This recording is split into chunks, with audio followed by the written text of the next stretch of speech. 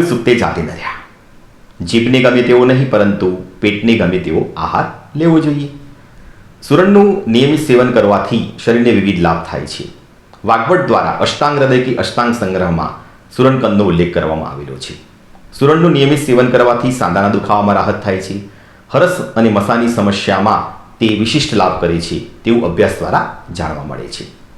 Fibre વિશિષ્ટ હોવાના કારણે પાચન શક્તિને મજબૂત બનાવે છે. ગ્લાયકેમિક ઇન્ડેક્સ વાળી શાકભાજી હોવાથી ડાયાબિટીસને નિયંત્રિત રાખે છે.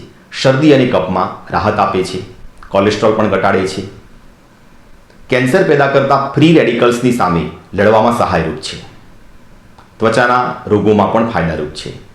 વિટામિન એ હોવાથી આંખો માટે ખૂબ લાભદાયી છે. ડાયોજેનિન નામનું તત્વ હોવાના પરિણામે ન્યુરોનમાં વૃદ્ધિ થાય છે અને મગજની કાર્યક્ષમતા વધારે છે. સુરણનો આપણે નિયમિત પ્રયોગ કરીએ અને આપણા શરીરને તંદુરસ્ત રાખીએ.